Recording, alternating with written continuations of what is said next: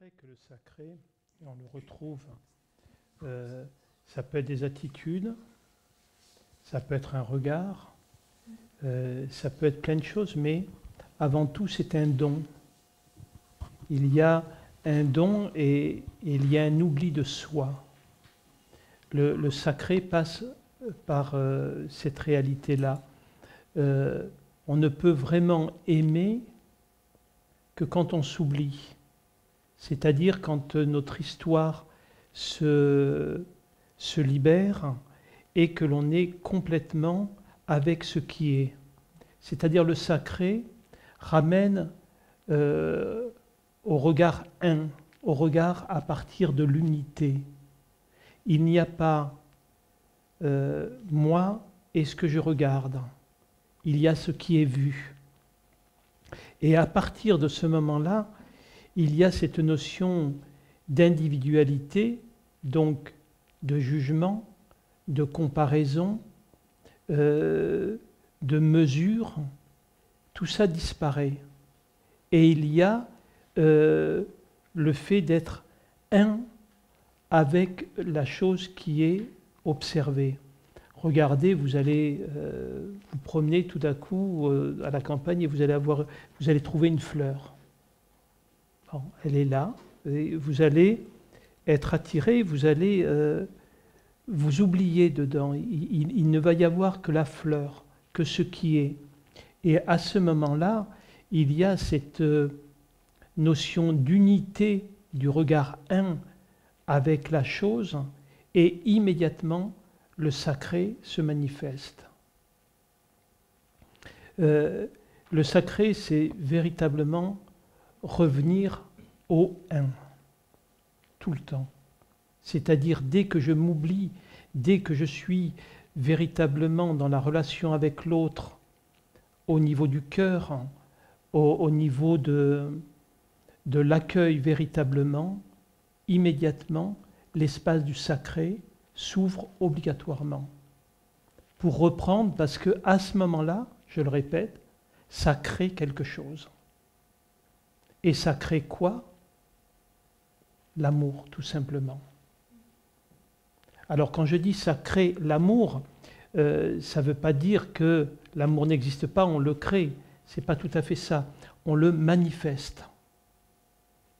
Et il ne peut être manifesté qu'à partir de cet espace d'accueil complètement libre que nous sommes, dépourvu de jugement, dépourvu de dogme. Quand nous nous retrouvons, par exemple, dans un lieu de prière, qu'on va appeler un lieu sacré, qu'est-ce qui se passe? Qu'est-ce que vous vivez intimement? Vous êtes dans ce fait de vous mettre dans une unité avec une chose qui est dans laquelle vous êtes. C'est-à-dire vous vous retrouvez dans un espace d'accueil que l'on va appeler sacré. Mais malheureusement, celui-là fait partie de la dualité, parce qu'il y a l'espace sacré et celui qui ne l'est pas.